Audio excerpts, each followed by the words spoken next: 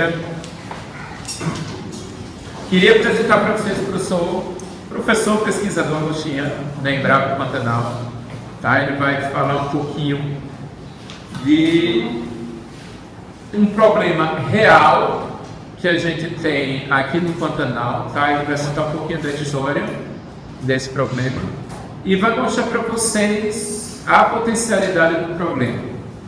Qual foi a minha ideia que eu apresentei para o professor Rafael? Vocês de APSO vão estudar modelagem, já estão estudando modelagem. Os alunos de engenharia de software estão estudando levantamento de requisitos e vão documentar requisitos de software. E ao invés da gente colocar vocês para criar da cabeça de vocês no sistema, quando a galera do quinto semestre viu comigo no ano passado, a gente pegar um problema que realmente existe, que existem requisitos, que existe uma demanda, trazer para vocês e a gente distribuir essa turma em grupos e vocês, cada um da sua disciplina, compor uma parte do trabalho, tá certo? De levantamento de requisitos. Ah, professor, todo mundo vai fazer a mesma coisa? Sim, mas cada grupo vai pensar de um jeito diferente, cada um vai ter uma sacada diferente, vai ver requisitos e potencialidades que outro talvez não tenha visto. E a gente faz uma avaliação e depois a gente apresenta, chama o professor Agostinho novamente aqui, e vocês, como grupos, apresentam o que vocês entenderam, tá certo? E o que pode contribuir. E aí eu ia pedir para vocês o seguinte: se vocês tiverem de dúvida, a gente está gravando isso aqui, colega aqui, vai juntar a tela com o vídeo. A gente vai disponibilizar no YouTube também para vocês assistirem novamente, mas eu queria que hoje vocês prestassem bastante atenção, fizessem suas anotações. O que surgir de dúvida, passa para a página seguinte e escreve só as perguntas, tá? Vocês não vão perguntar para o professor agora. A gente vai fazer um compiladão dessas perguntas, até porque se existem 2, 3, 4 perguntas idênticas, é um ponto importante para a gente avaliar como é que ele está descrevendo, como é que está sendo a compreensão de vocês com o requisito, tá certo? Nenhuma pergunta vai ser descartada, a gente só vai ver, 5 alunos fizeram a mesma pergunta, então essa pergunta aqui tem uma relevância, outros 10 fizeram a mesma pergunta. E aí o que a gente vai fazer? A gente vai juntar essas perguntas, vai passar para o professor, ele vai tentar responder o que ele tem condições, outras ele vai passar para os outros stakeholders, digamos assim, envolvidos nesse projeto. Tá beleza? Professor, por favor. Bom, pessoal, queria agradecer ao professor Arthur e ao professor Samuel pela oportunidade de conversar com vocês. Tem 40 pessoas pensando em torno do livro com a gente, é fantástico, né? Gente, então é o seguinte, eu sou biólogo de formação, tá? Eu trabalho na Embrapa Pantanal, que fica aqui em Corumbá, ali na 21 de setembro, né? Há muitos anos, não vou falar quantos para não assustar ninguém, né? E eu faço parte da equipe de algumas pesquisas, tá? Então, nós vamos conversar sobre o sistema de controle da pesca de Mato Grosso do Sul, que nós desenvolvemos. Alguém sabe ainda o que é DOS? Vocês sabem? Sabe do rádio aí? Sabe por quê? Porque é o seguinte, deixa eu contar uma historinha para vocês. A primeira vez que eu sentei no computador, eu estava todo mestrado aí em Campinas, foi em 1986, tá? E você sabe o que foi, professor? Pelo seguinte, eu tinha feito, naquela época, como é que era o meu time, era legal ter história para você. Eu estava fazendo mestrado em ecologia na Unicamp, né? Tinha uma sala de computação, com os computadores, que era com disquete ainda, né? E eu tinha feito um relatório de um curso de campo muito legal, e entreguei para o professor que era o Bess Homer, que eu falava daquele jeito, você sabe, era extraordinário, o Bess, né? Um dos caras que estruturou a ecologia em Campinas. E ele me devolveu, eu não entendo nada. Aí eu tive que digitar. Aí fala, oportunidade para aprender a usar o sistema. Então, 86, gente, tá? Então, o DOS o DOS era um sistema operacional da Microsoft, né? E aonde era instalado o Windows que vocês conhecem hoje. Exatamente. O DOS é a base, depois vinha o Windows instalado em cima do DOS. Isso, Contextualizado. Joia. Então vamos lá. Panela de baixo. Pessoal, então vamos falar para o sistema. Vou começar um pouquinho para vocês, tá? Sobre. Porque vocês são da sistema de informática, né? Vamos enxergar um pouquinho do ambiente que vocês falam de uma aplicação real. Existe um real lá fora, além do computador, né? Então eu vou trazer um pouquinho dele para vocês, tá? Vamos falar um pouquinho sobre o ambiente do nosso estado e a pesca, tá? Informações pesqueiras que a gente gera através desse sistema, para quê? Para gestão, para administração da pesca, tá? Como é que funciona o nosso sistema atualmente? Dá alguns exemplos de resultados que a gente já obteve, tá? E vamos pensar junto no desenvolvimento de uma plataforma para fazer o upgrade dele, tá? Então, a gente elencou as etapas que nós, que não somos da área de vocês, nós somos as pessoas que colaram o sistema e que usam ele. As etapas que a gente precisa, que a gente entende que são necessárias para fazer esse desenvolvimento de uma plataforma digital, tá? E as características que esse sistema tem que ter. Então, vamos lá. Eu acho que se vocês quiserem fazer alguma pergunta no meio do caminho, não tem problema não, viu gente? Não é uma palestra não. Não chega a ser uma aula, não é uma palestra, tá? Então é o seguinte, então lembrando para vocês, nosso estado, né? Nós estamos aqui, ó, né? Centro-Oeste, né? O estado é grande, tem 357 mil quilômetros quadrados, tá? Uma vez e meia está em São Paulo, tá? Nós temos, quando vai ter um peixe, o que é fundamental? A água, né? Então nós temos duas bacias hidrográficas, a bacia do Alto Paraguai e a bacia do Paraná. Tá? Então aqui, mais ou menos aqui, tem um trem aqui para referenciar a gente. Tá? O que é uma bacia hidrográfica? Uma gota de água que cair aqui, ela vai correr para o Rio Paraguai. E uma gota de água que cair do Rosa vai correr para o Rio Paraná. Isso é muito importante porque as populações de peixe que estão aqui são completamente independentes das populações que estão aqui. Se criar um caminhão de veneno aqui no Rio Paraná, não acontece nada no Rio Paraguai. Então, uma bacia hidrográfica é muito importante sob o ponto de vista de administração. Tá? Então, a gente tem que enxergar todos os limites das bacias para a administração. Né? Então, vamos lá. Bom, a bacia do Alto Paraguai, que é essa aqui, esse pedaço do sul corresponde a essa parte aqui. Vocês estão vendo o meu formato? Tá? Aqui, ó. Então a bacia está aqui, o Rio Paraguai correndo no sentido norte-sul, tá? Corumbá está aqui, tá certo? O Rio Cuiabá e os outros rios chegando. O Pantanal é essa parte aqui, gente, a planície do Pantanal, ó. Tá? Essa parte cinza. O Pantanal é a parte alagável, tá? E a gente tem áreas de torres, área em branco, são as áreas de Planalto mais altas, onde nascem os rios que escorrem por dentro do Pantanal, tá? Então essa é a bacia do Alto Paraguai, é o sistema que a gente já trabalhou na bacia do Alto Paraguai. Aqui está a porção do Mato Grosso, aqui está a nossa do Mato Grosso do Sul, tá? Vamos lá.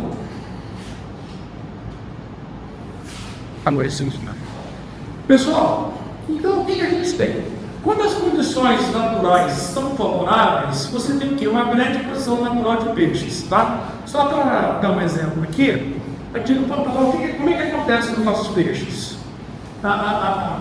Rios que tem planície de inundação, tá? O que é uma inundação? Quando tem uma chuva, quando as cheias são grandes em Cáceres e Cuiabá, o que acontece? A água chega aqui e extravasa, tá? A água extravasando, imagina os peixes, eles saem da cara do rio, tá? E vão se alimentar nas planícies, tá? Então o ambiente se multiplica por milhares de vezes, tá? Como a região é muito plana, a água desce devagar. Então o peixe, ele fica meses para ir se alimentar nos campos. Daí o que acontece? Tem uma grande produção natural de peixes, tá?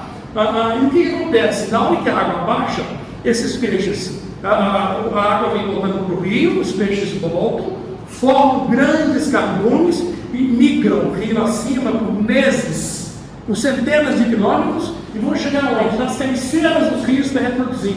É o que a gente chama de piracema, né? Muitos de vocês conhecem esse termo, né? Para pintar, cachorro, todos esses peixes são peixes de piracema. Tá? Então, por exemplo, eu sou de Minas Gerais. A maior parte dos rios são interchados, assim, ó. É muito montanhoso, então o rio corre dentro de ele corre no valezinho. Não tem área de inundação. Então, é um rio de uma produção pesqueira muito menor do que um rio de planeta de inundação. Tá? Por quê? Porque o ambiente não expande. Tá? Faz sentido para vocês? Sim. Tá? Então, é um plus, uma coisa extraordinária que a gente tem. Em termos de planeta Terra, você não já ouviu falar isso? A maior planície de inundação contínua do mundo é o Pantanal. Tá? É claro que as áreas de importância para a pesca, elas são as áreas mais próximas dos rios, tá? Não é exatamente tudo, tá? Mas é a maior planície alagada do mundo, né? Então, voltando à Vaca Fria, tá? Então, as nossas condições naturais propiciam uma grande produção natural de peixe. Eu vou dar mais uma informação para vocês que é importante. A gente tem que aproveitar e falar um pouquinho de ecologia, né? Lembra que eu falei que o peixe, se os peixes se alimentam aqui nas partes baixas, migram e vão se reproduzir nas cabeceiras? O que acontece se você construir? E onde é que a gente constrói uma usina elétrica? Quando você sai de uma parte alta e cai para uma parte baixa.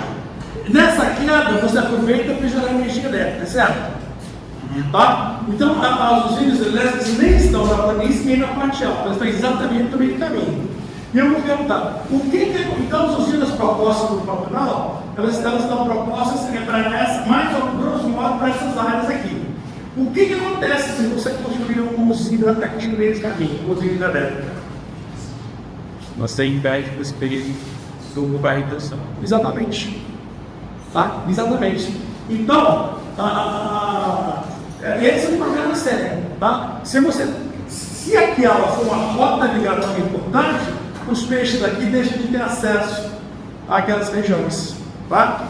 E as informações que a gente gera, elas ajudam, tá, na gestão pesqueira, ajudam na definição de onde é que você pode ou não pode construir usina. Tá? Porque é o seguinte, você quer ter peixe?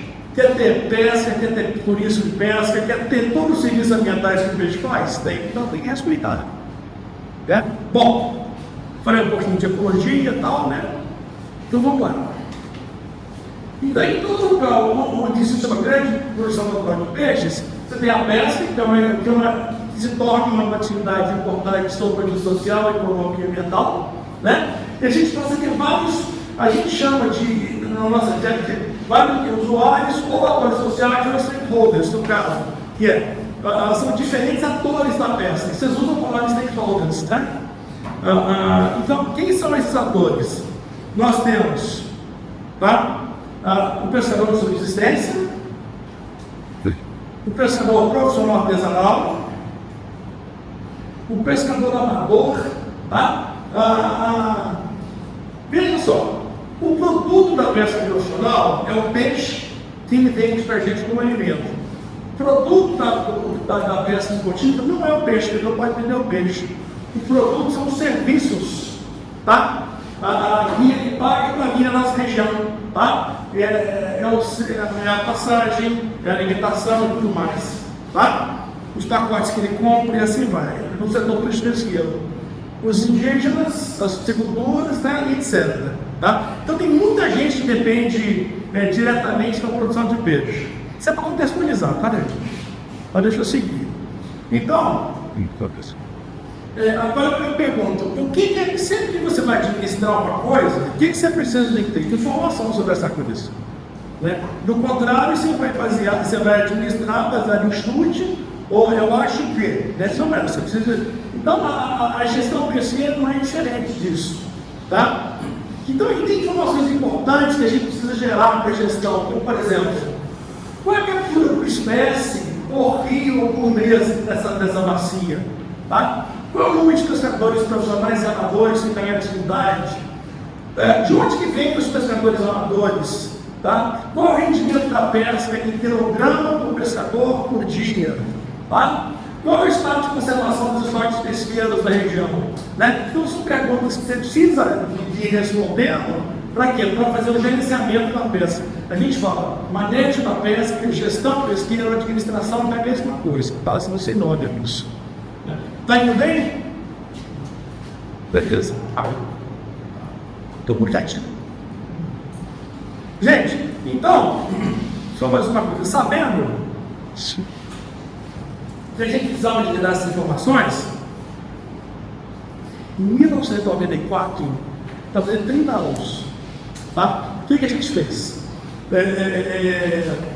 Eu prestei um concurso para trabalhar na Embrapa no Pantanal, tá? Com recurso de pesquisa. Então a gente ia montar um sistema de controle da pesca.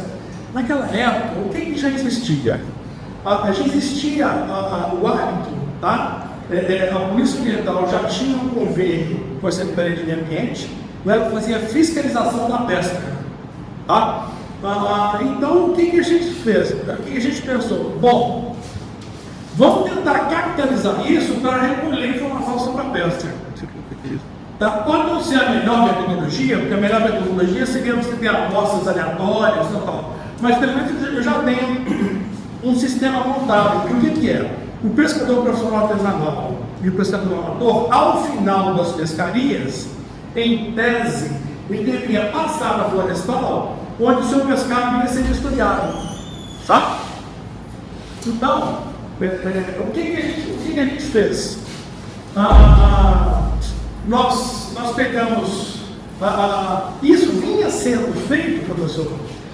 Existia uma ficha para pesca profissional, existia uma ficha para pesca amadora, só que ninguém contabilizava isso. Era um dado que era perdido. Aí o que a gente fez? Juntamos os dois documentos num só, e nós fizemos uma guia de controle de pescado. Tá? Então, o que a gente fez? O que era uma mera vistoria de pescado virou uma coleta de dados para a gente usar para pesquisa. Tá? Então, a gente criou essa guia, né? E ela passou a ser a coleta de dados do sistema. Né? Bom, então, o que a gente fez? O trabalho foi feito numa parceria entre a Secretaria de Meio Ambiente, né? Não era nem Iguaçu naquela época ainda, era um outro nome, que eu me lembro, acho que nem tinha Nelson Leite. Ela fazia a impressão das guias, a distribuição das guias para a polícia, quando eles se preenchiam. Né? As guias são essas aqui, gente, ó. Tá? Eu peguei, essas aqui são as guias de vários locais, Águas de Miranda, de Bairro. Como é que a gente fez para montar essas guias? Tá? Nós tínhamos as informações que a gente queria que constassem na guia, as informações que a Polícia Ambiental precisava, do ponto de vista de controle, tá? A gente colocou uma ficha e procurou os guardas ambientais. Isso funciona, isso não funciona? Porque é o seguinte, você vai mexer com a rotina de um estado e de uma corporação. Então, a gente tem que construir as coisas junto com eles. Tá? Então, aí eles explicaram, não, ao final da pescaria, eles têm que levar uma guia, né? Aí a outra fica com a gente. Bom, a gente precisa de uma terceira guia, porque eu vou digitar os dados da sua guia. Tá? Então, primeiro a gente botou carbono, depois papel carbonatado. Então, cada guia são 3 vias, na verdade, uma segue por pescado. Tá? Por quê? Eu sou pescador, acabei de pescar, fui vistoriado, então vou levar daqui para o Rio de Janeiro. Tá? Mas eu posso receber uma outra fiscalização, então eu tenho que ter um documento. A outra guia ficava na Polícia Ambiental, naquela época chamava Floresta, e a outra guia era devolvida para a Secretaria de Meio Ambiente para a gente digitar. Né? Então, gente, esse era o papel do Iguaçu, certo? Sim, você consegue uma cópia desse aí? Sim, claro que você não gasta em branco. Eles. É daqui que consegue. Consigo, a gente consigo. Nem que seja uma como essa aqui, ó. Só para a gente ter noção dos cálculos. Claro, claro.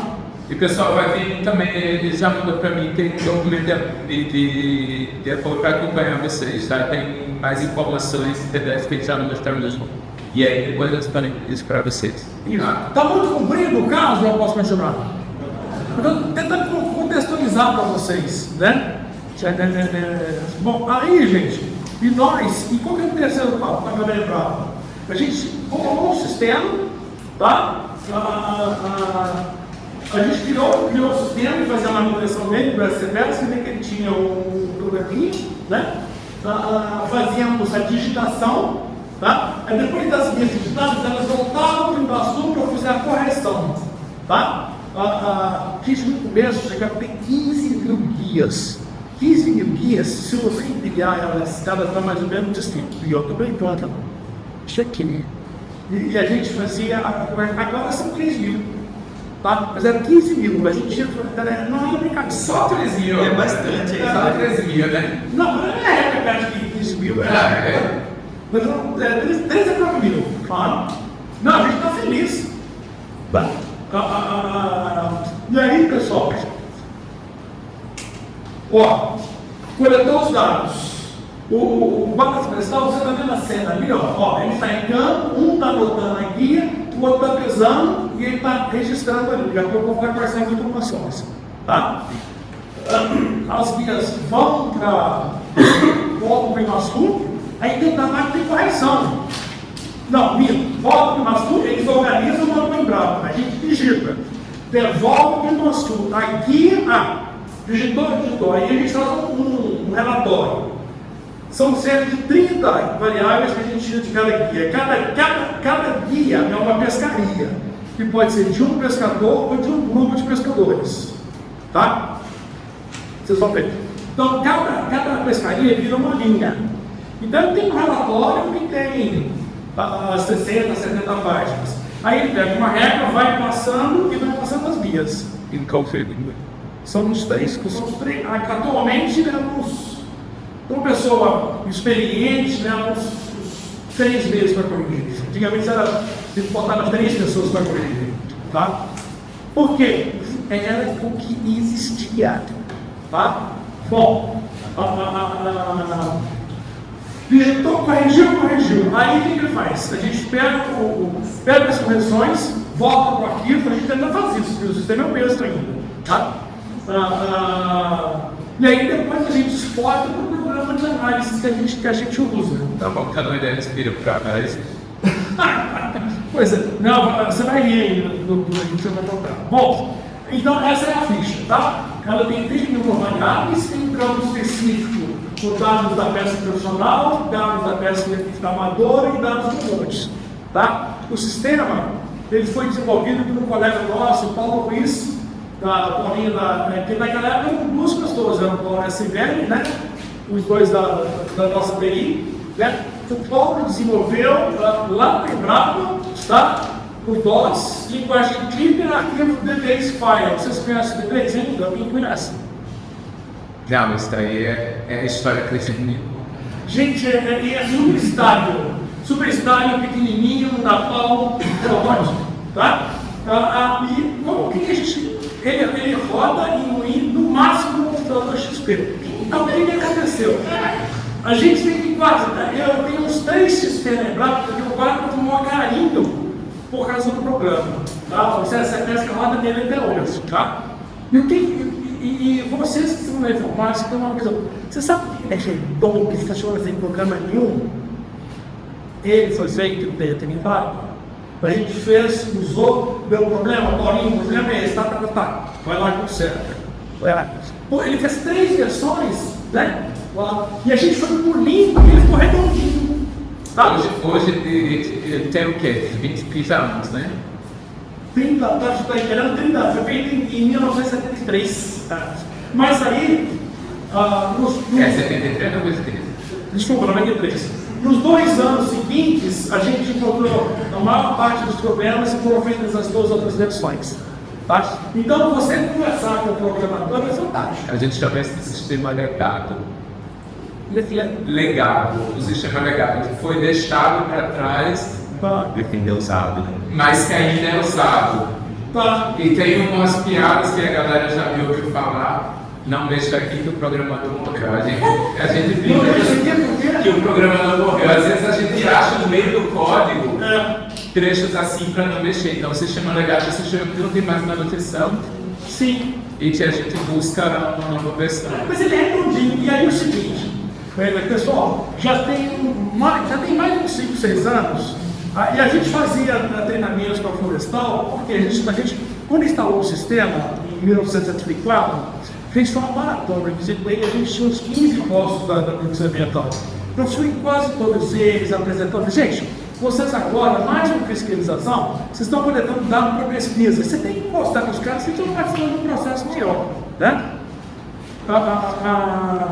E aí, mais ou menos uns 6, 7 anos atrás, a gente fez o treinamento, professor. E aí, os guardas já estão lá. Os guardas pensaram, não, vamos fazer um sistema assim. Eu falei, gente, não dá para mexer com pouco. Entendeu? A gente tem que. A gente tem que mudar isso, mas a gente tem que resolver muitas coisas. Né? Eu não vou dar a área de vocês, né? A gente tem que mexer na rotina deles, mexer na rotina da IBAPA, da SEMA. Não é um mero aplicativo que você faz dentro da sua casa, não. Ele está associado com a rotina de você que está dentro do ambiente do Estado. Certo? Bom, então vamos lá. Essas são as variáveis então, que a gente coleta, tá? No caso da gente, né?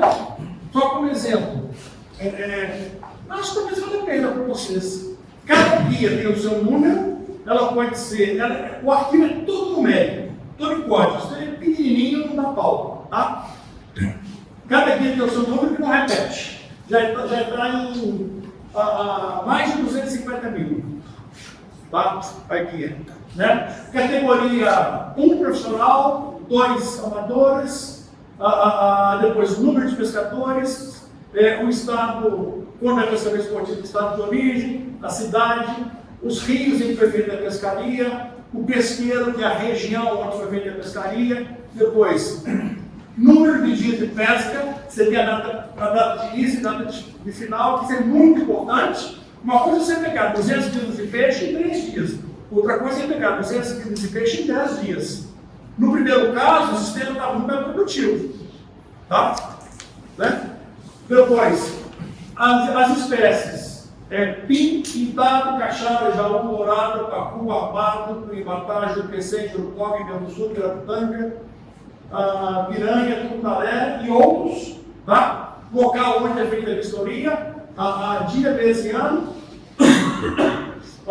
Depois,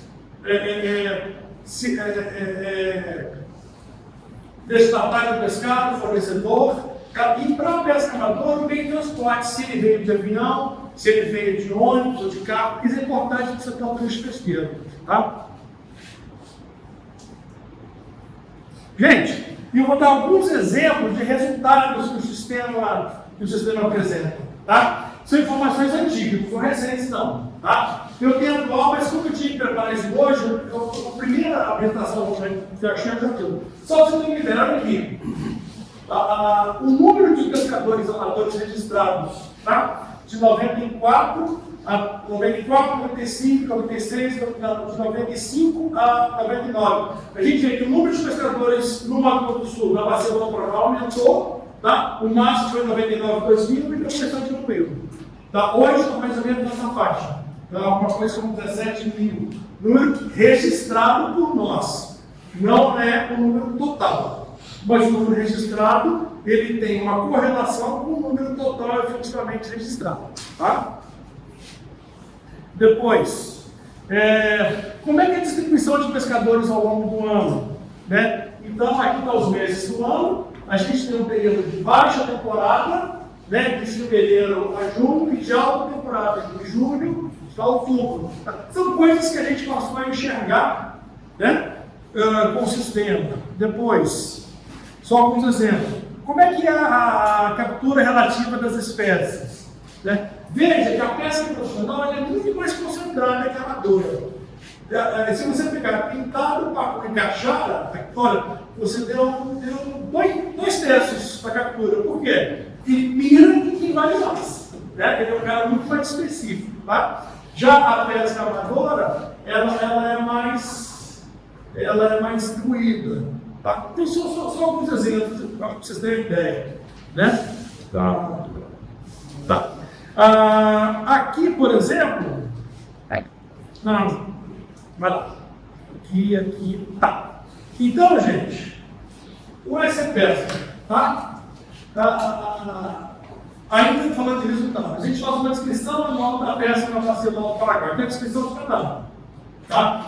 Outra coisa, quando a gente recebe aquele mínimo de guia, olha o mecanismo de segurança que a gente fez. A gente digita os dados em arquivos mensais, tá? Separado, tá? Porque é mais fácil de administrar nas condições que eu tenho do que um arquivo grande.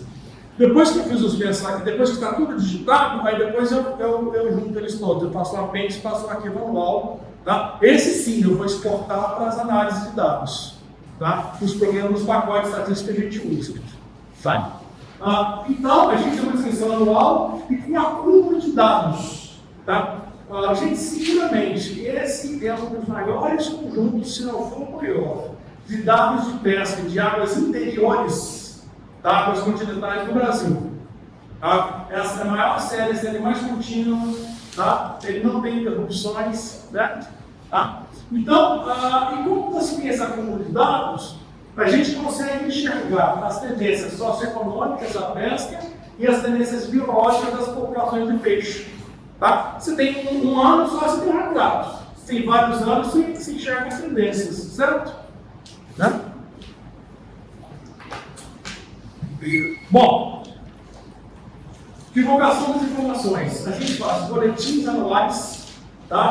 Foram feitos TCCs com esses dados. Dissertações de mestrados, teses de doutorado. O doutorado foi feito com esses dados.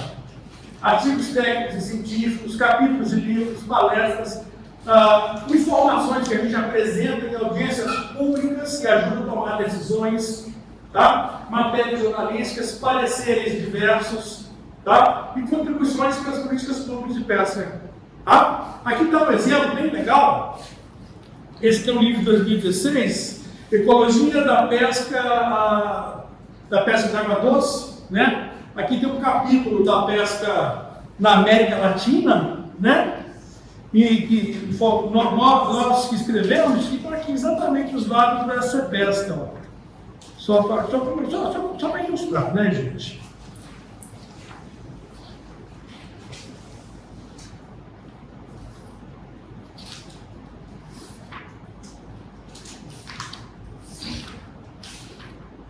Tá? Então, o mapinha que eu acabei de mostrar para vocês, tá? Né? Esse é um livro dos maiores pesquisadores da pesca de águas interiores do planeta, né? Aí é muito legal. São mais ou menos o gráfico que vocês acabaram de ver, tá? Né? Então, a linha de artigos está em um livro grande, reconhecido, está para cada parte. Bom, estamos entrando já na parte de vocês especificamente, mas eu fiz esse contexto inteiro, né? Show. Então, gente, como eu falei, a gente tinha um grande desafio, que é o seguinte: a gente sabia que estava passando a hora de fazer o upgrade da pesca, tá? Desenvolvendo plataformas digitais. Né? Já tem alguns anos que existe,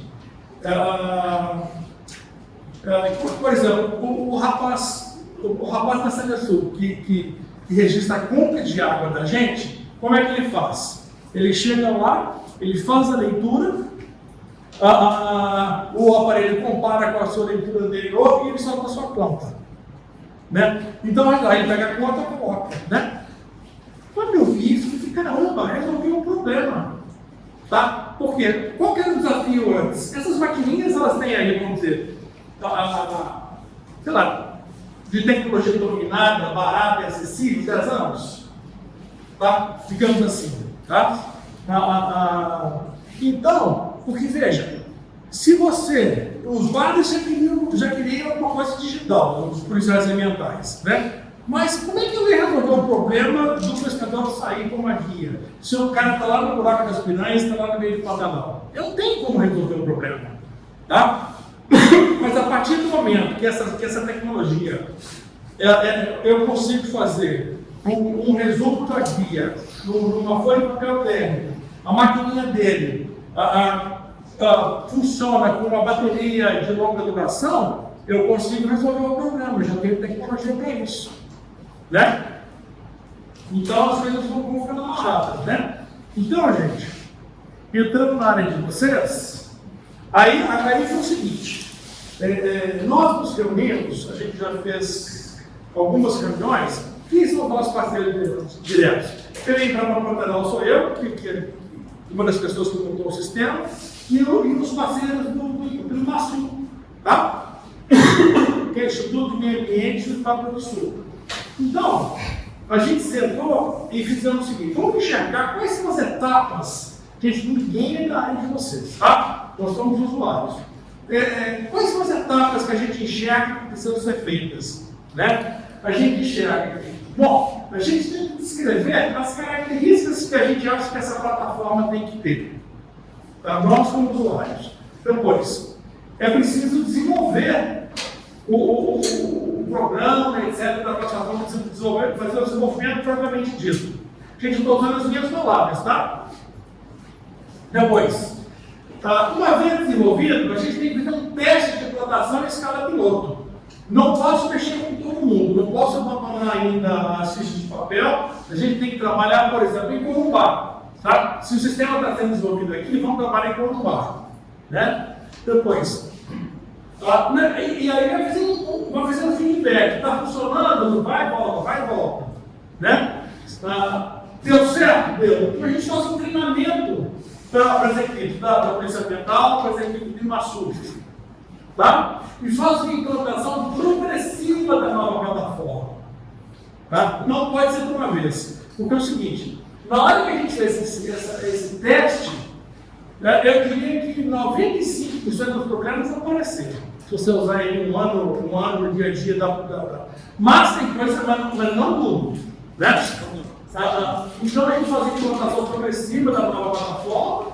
Tá? Nós precisamos de agilizar a etapa de publicação de relatórios e disponibilização de dados online, tá? Em tudo e pensar nas etapas de gerenciamento e manutenção da nova plataforma. Porque a antiga não tem mais manutenção, está funcionando há 30 anos. Obrigado. Certo, muito obrigado. Pessoal, só uma pergunta da galera de engenharia de software. Essas etapas aí, vocês já viram no canto? Estão lembrados, né, dos modelos de desenvolvimento, né? Então, pronto, o professor está apresentando, ele não conversou comigo sobre botar essas etapas, tá certo? Então, por isso, esse aí é um dos motivos por eu ter trazido ele aqui, para vocês verem. Vocês precisam disso aí, tá beleza? Foi como a gente enxergou, né? Bom, feito isso, gente, então agora eu vou conversar com vocês e nessas etapas todas, tá? Para a gente se deter só em características da plataforma digital que a gente enxerga. Tá? Então vamos lá. O que a gente enxerga? Quais são as características? Bom, ela vai fundamentalmente agilizar várias etapas do que a gente faz. Tá? Que etapas são essas? A vistoria do pescado. Tá? Em vez de ele ficar preenchendo uma guia no papel, ele agora vai ter um tablet, tá? Com as informações confortáveis dispostas para ele. Tá? Depois, nós vamos agilizar o registro dos dados de pesca, né? Por meio do preenchimento digital, eliminando o preenchimento das guias de papel. Tá? Então a vistoria e o registro é rápido. Tá? Com isso, a aquisição de dados para o sistema, tá? Ela ganha agilidade e você elimina a etapa de digitação das guias, tá? e de correção. Vocês viram que a gente é muito cruel. Tá? É um trabalho de um ano. Tá? Atualmente, a gente registra somente os dados de captura de pescado da pesca profissional, da amadora e de comércio de pescado. Mas, tá, existem outros dados de pesca que a gente colocaria módulos no sistema. Tá? Seria a captura e comércio de iscas vivas, tá? A declaração de estoque de pescado, quando a pesca vai fechar, tá? Os comerciantes declaram qual é a quantidade de pescado que eles têm guardado na piracema. Tá? Depois, a pesca de peixes ornamentais, que a gente não tem informação nenhuma, teria que abrir um outro módulo, que são outras variáveis, outras espécies. Tá? Pesca científica, tá? Quando vai haver pesca científica, os pescadores entram com um processo de IMASU, e depois eles passam pelo florestal a pessoa preenche a nossa guia de plano de pescado, por quê? Porque tudo é documento. Tá? E a coleta por licenciamento ambiental. Tá? Por exemplo, quando vai ter uma obra e tem um EIA-RIMA, né, um estudo de impacto ambiental, né, você que trabalhar com pesca, eles também fazem coleta. Tá? Bom, agilizar essas etapas, mas agilizar isso aqui é outra coisa importante. A gente tem que prever mecanismos para garantir melhor qualidade de dados, incluindo o chamamento de quarentena, tá? E é a validação de dados digitais antes de serem incorporados ao banco de dados. O que é isso? Gente, eu gasto um mês para treinar um aluno para aplicar essas guias. Sabe por quê? Porque o juiz tem muito detalhe. Tá? Na primeira semana, como é que eu faço? Eu conto metade dessa história que eu contei para vocês, eu conto para ele, metade. Por quê? Para ele fazer parte do processo. A gente tem que entender, na vida, em tudo que a gente faz, eu procuro fazer isso em trabalho comigo. O que você faz, você está contribuindo para o conjunto todo. Você faz só isso aqui, ó, que é a sua competência, mas isso está inserido para o todo. Tá? E aí, o que eu faço? Eu ensino tipo 80% para ele, sabe, professor? Preciso ensinar tudo que eu esqueci. Eu ensino 80% e coloco ele para estudar. Aí volta na primeira semana, no final da primeira semana, ele encontrou mais 10% de coisas que eu não ensinei e ele resolveu bem. Por quê? É um cara inteligente que, assim como um dia a gente inventou o sistema, ele também está descobrindo. Faltou 10% e ele não resolve. Aí a gente ensina mais um pouco. Deixa ele mais uma semana. Tá? Resultado, no final, o meu esforço é menor e ele fica melhor. Tá? Mas é mesmo. Há 3 semanas, 2 semanas, essa pessoa foi muito dedicada, mas eu mesmo tenho que ficar de novo. Aí o que eu fiz? Quando o cara tá fera, o rapaz, o moça, né, trabalhando com a gente, às vezes, nessas zonas científicas, ficou 2 anos prontos para ele sair, não mandar outro, começar tudo de novo.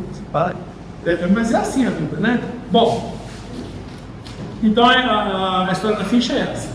Sem por isso, o que é a quarentena? É isso que eu ia fazer. Gente, por que eu fiz isso? Porque o cara tem que interpretar a franquia. Tá? Às vezes, o que você vê? Você vai ver que tem uma quantidade de peixe absurda, que aqui não é possível aquele número de pescadores pegar essa quantidade de pescado naquele número de dias de pesca. Tá? Então, o que acontece aqui? Eu falo para ele, você tem que enxergar, você tem que se transportar para a situação que estava lá na beira do rio. O que aconteceu? Tá? Por quê? Porque aqui, pelo menos, eu tenho um documento escrito. Tá? E se tiver um dado errado, a gente consegue recompor ou desconsiderar alguma coisa. Agora, e quando a gente não dá só digital? Não tem mais papel, não tem mais registro. Declaro texto que é special Exatamente. Então, por exemplo, esse aí é até fácil. Exatamente. Você pode colocar em captura por pescador. Tá? A gente sabe que, por exemplo, que o pescador amador, se a cota, quando a cota era 10 quilos por exemplar, a captura não pode passar de 30 quilos por pescador, concorda comigo? Ele pegou 10 e pegou um peixão de 20 quilos. Tá? Então, esses cotões têm. Tá? Então, aqui no caso, a gente tem isso aqui, ó. Os dados entram, tá? E aí o sistema, a gente tem que dar uma série de informações para ele, que ele faça uma pré-checagem e ele tem que virar para ele dizer, confira essas guias. Né? Eu só faz parte dela, aí depois que o técnico viu tudo aqui, aí você aperta o botão e abre o sistema. Né? Então o sujeito vai levar ainda assim, não tem jeito. Né? Vamos vir ainda, se não quer. A gente vai lá para tratar esses dados, tá? E agilizar a disponibilização de informações sobre a pesca, tá? Dados agregados apresentando no menu de relatórios online. Aí a gente vai ter um menu, por exemplo, para o grande público, captura total por rio, por mês, tá? Número de pescadores, tá? Para o gerente, informações mais sofisticadas, mas sem dados agregados, tá? Não é dado bruto. Dado bruto você vai soltar para os pescadores, né? Sobre demanda. Então é sempre aplicável, né? número total de peixes capturados, número total de quilos por espécie, etc. Né? Faz um menu de opções. Né? Bom, como vai utilizar os novos dados com os dados já coletados anteriormente? A gente tem um banco de dados antigos, né? Não é difícil, certo? Realmente. Bom, então vamos seguir. Com a substituição das guias de papel pela versão online, o que é necessário? Imprimir as guias preenchidas em papel, num formato reduzido, por exemplo, das contas de água. Tá? No ato da fiscalização para ser entregue do pescador ou condutor do pescado para fins de uma segunda fiscalização. Você tem um problema, né?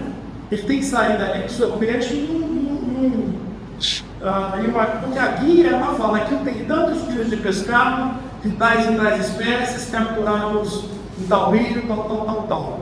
Certo? Isso é claro para vocês? Isso. Tá. Depois, outra coisa que a gente imaginou, que além da guia em papel, eventualmente o sistema pode imprimir um comprovante das guias preenchidas em formato digital, não sei, um PDF ou alguma coisa parecida, e enviar para um pescador ou produtor com e-mail ou com o só tem smartphone aí, tem. Então vamos enviar a sua guia também no formato digital, tá? Para que Lembrando porque está sem internet, né?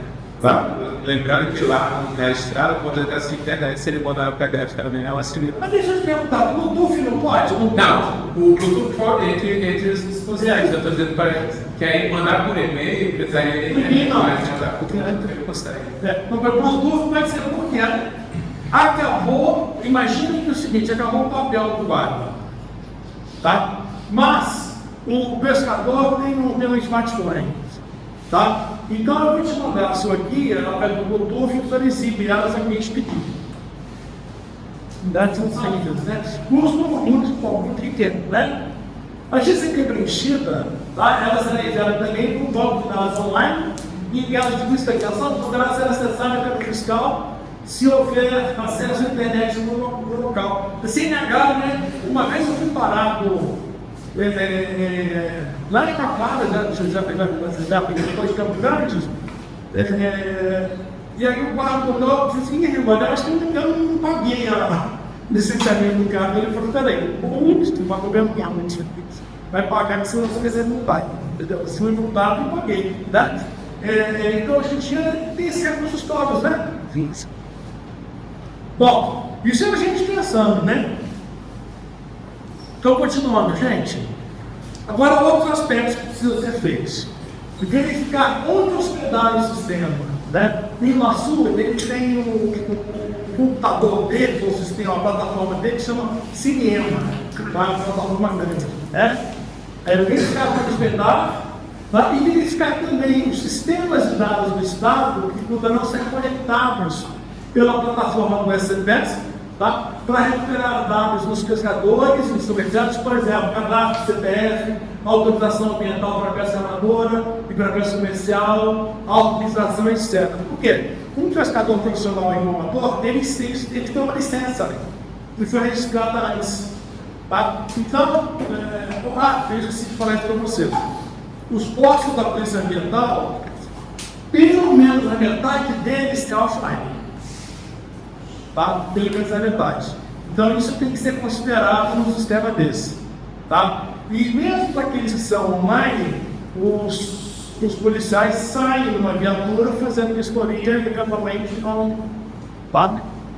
Bom, como a GCPs, as guias são documentos oficiais, utilizadas para fins de fiscalização e eventualmente são requeridas em processos judiciais, tá? É importante definir como a guia será assinada digitalmente pelo policial ambiental que preencheu e outros mecanismos de segurança, que eu não vou capaz de aceitar que são. Prever o funcionamento adequado das funções do sistema em locais onde não há acesso à internet. Ele tem que poder fazer tudo online e offline. Tá? O que ele fizer offline, quando no final do dia ou quando ele chegar no local que tem acesso à internet, ele faz a conexão e despacha todo do sistema, né? Bom, embora seja sistema de controle operações macro do sul, certo? Quando ele foi criado, guias tem guias, eu falei que o pessoal tem cápsula, olha, não dá para trabalhar, mas não vai dar nada, deixa espaço para ter como da farmácia aqui, tá? Mas agora não. A gente tem um sistema desse, então a pessoa de cápsula já pulou. Nós temos que expandir as cidades para áreas bacias, do Alto Paraná e do Alto Paraguai, tá? Lembra que estava em 2006, né? Bom, prevendo mecanismos de segurança de dados em relação a avarias, perdas de equipamentos, etc. Tá? Mas o que for possível, cara, é possível comprar um equipamento mais resistente, né? Se cair dentro do rio, molhar, talvez não tenha jeito, mas outras coisas tem que usar, né? Bom, garantir que isso é fundamental, gente. Garantir que haja manutenção permanente e atualização desse sistema de informática que gerencia a plataforma pelo TXT diferente. Tá? A gente trabalhou com o sistema do Mato Grosso, eles pagaram uma fortuna para a empresa. O contrato era de 5 anos, acabou o contrato, os preços ficaram, ninguém tinha acesso, não tinha manutenção, ficou perdendo essa segurança. Né? Então, por exemplo, vai ser feito um sistema? Vai. É importante que a documentação fique à disposição de outros grupos que eventualmente vão dar procedimentos, né? Se for uma, então, tudo isso tem que ser previsto. E outra coisa, muda a espécie, muda a norma de peixe, a gente, mesmo que for a mesma equipe, a gente tem que ter atualização, porque a pesca é dinâmica, né? A gente está lidando com o mundo real, né? Bom, vamos ver o que mais? Oi, gente. Ela é isso e tal. Então, qual é o nosso objetivo? É contribuir para a conservação e uso sustentável dos recursos pesqueiros e do bem-estar dos usuários. Tá? No final das contas, é isso que a gente quer cumprir nesse trabalho. Tá? Né? E agradeço muito a vocês pela atenção. Tá? Eu espero que isso a gente não tenha plantado a semente para vocês aí. Tá? Obrigado, gente.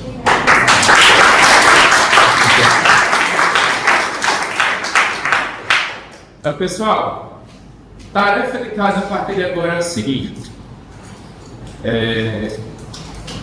O professor disponibilizou, além da apresentação, aqueles arquivos que você mandou, posso disponibilizar? Sim, por favor. Tem alguns arquivos em PDF com mais documentos, mais requisitos para vocês lerem e absorver, tá certo? Lembrem que vocês têm anotações. Eu vou conversar com o professor Rafael para a gente ver como é que vai ser a dinâmica dos grupos que vão ter semestres diferentes aqui, tá? Como é que a gente vai juntar vocês. Mas, a partir de agora, é interessante vocês lerem essa documentação e entenderem que vocês vão incorporar o conhecimento de vocês da computação, a análise do software, no caso, a software pessoal, que vocês vão incorporar isso daí, que eu acho que você já deve estar vendo do diagrama de classe de uso, né? Que é qual? Bem fácil. Está no diagrama de classe, então você já começa a ver os relacionamentos ali. Para a galera que está pagando banco de dados, também é interessante vocês começarem a ver essas informações, como é que elas vão ser modeladas, tá? Eu vou passar essa documentação para vocês, vou falar com o professor Rafael, a gente vai definir como é que vai ser as entregas, tá? Quanto à questão das perguntas, como a gente terminou agora, quanto tempo você demora para você fazer essa edição? Isso aí, vai no ar. 2 horas vai tomar. Cara, então a gente vai também pegar esse vídeo e colocar no ar. E aí eu queria que vocês elencassem as perguntas, eu vou falar com o Rafael, mas eu acho que uma semana para vocês definirem o que tiverem perguntas, tá? De cada um de vocês, antes de dividir os grupos. O que vocês entendem? Que quando vocês vierem para o grupo, vocês já vão ter um pouco de perguntas, beleza? Então, uma semana, a partir do momento que a gente botar os vídeos no ar, botar os documentos no ar, vocês fazerem as perguntas e a gente faz a calculação para a gente mandar para o professor e divulgar para a gente mais também se precisar. Aí eu troco figurinha em inglês. Professor, um dos documentos que está com ele, o professor, é o seguinte: o pessoal lembrou que o IBAMA já usa tablet e impressora. Eles já usam isso, até alguns anos, né? Aí então eu entrei em contato com o funcionário do IBAMA de Brasília, que é quem gerencia os contratos com a empresa. E eu fiz umas 8 perguntas para ele, e ele me respondeu de imediato que eu mandei para vocês. Tá? Porque eu queria espelhar para ver como é uma instituição grande e fazer um uso parecido com a gente. Né? E aí, você, como é que você consegue anexar os